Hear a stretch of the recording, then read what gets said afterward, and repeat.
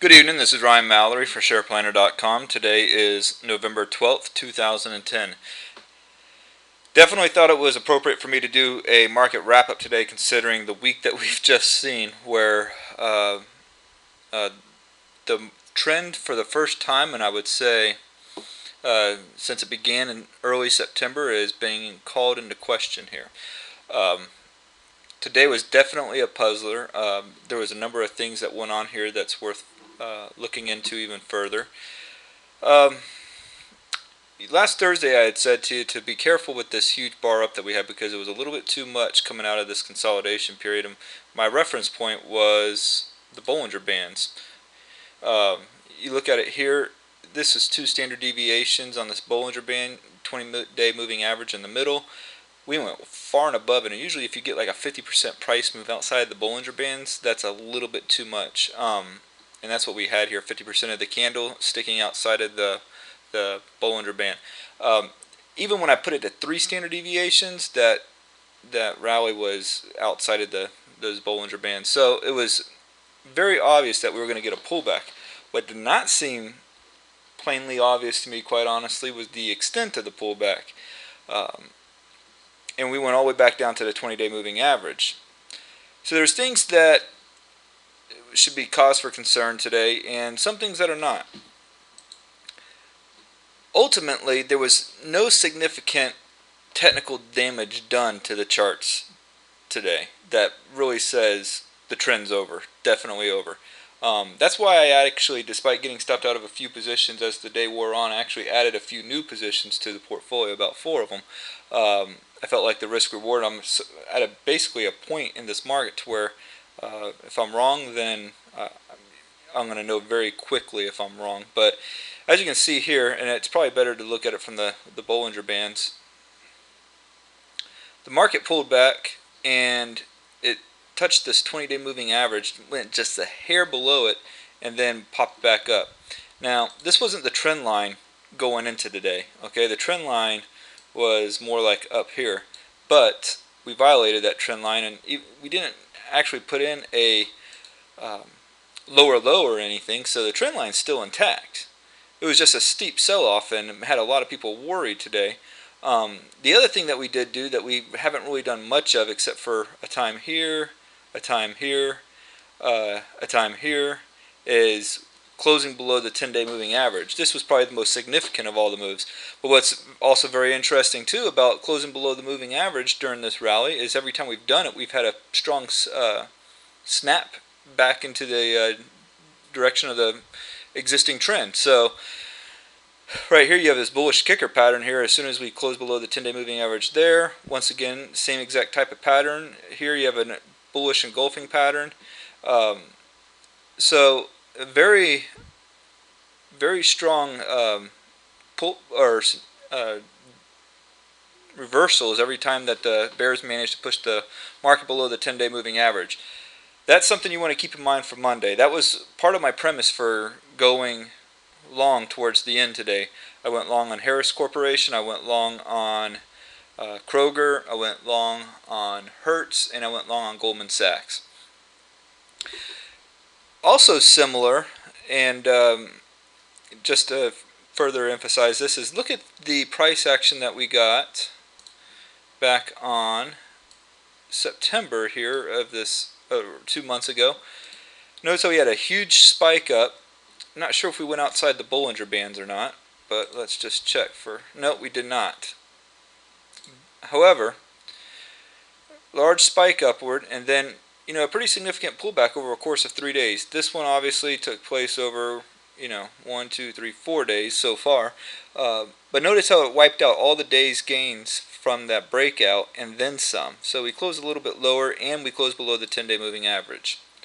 Never got close to the 20-day moving average like we did today. But notice how the same thing here, even though it took place over a couple more days.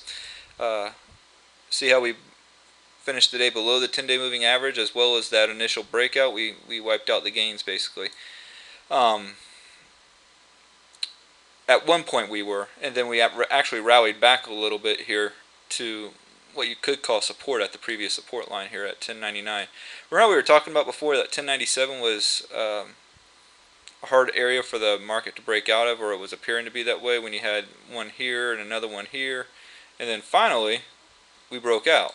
So we basically came back and retracted back to that support level. So that's another thing that should be interesting come Monday. Does the bulls get rejuvenated and actually push higher or not?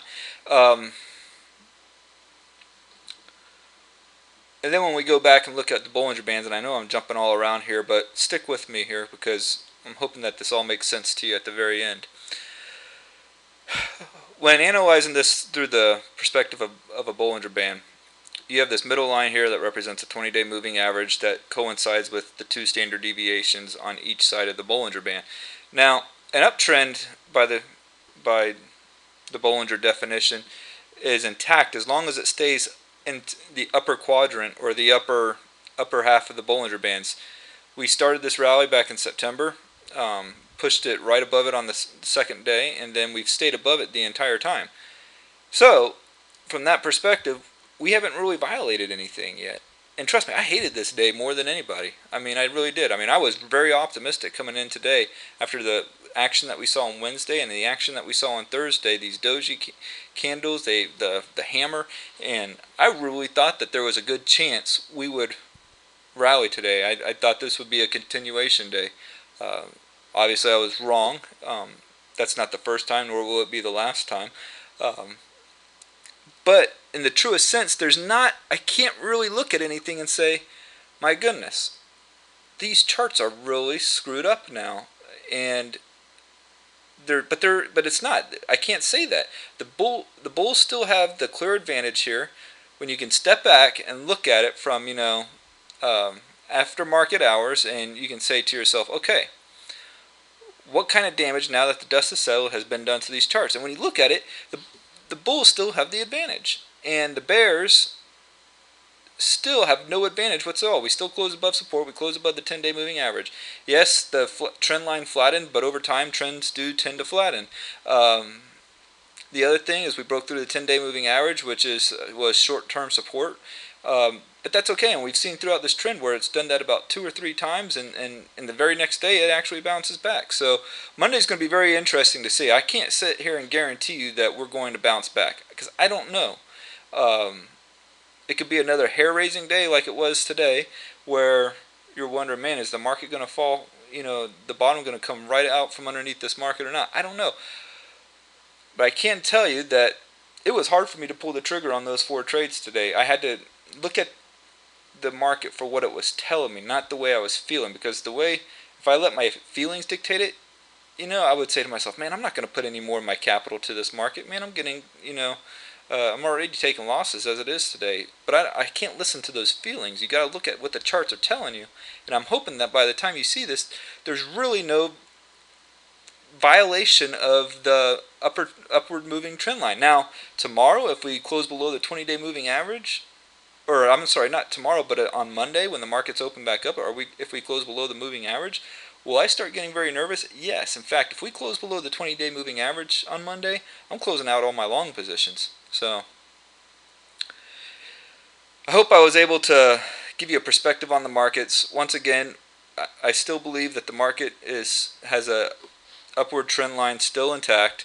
There's no reason really to be starting to short stocks out there. If we close below the 20-day moving average on Monday, that is a huge cause for concern for me because it has represented the strongest level of support for this trend, and a break of that would throw this whole rally into question at this point. So take my thoughts, my comments, what it's worth. Do your own research. It'll help you to better understand the markets for yourself and have a little bit more confidence as you go into Monday. So, all right, folks, have a great evening.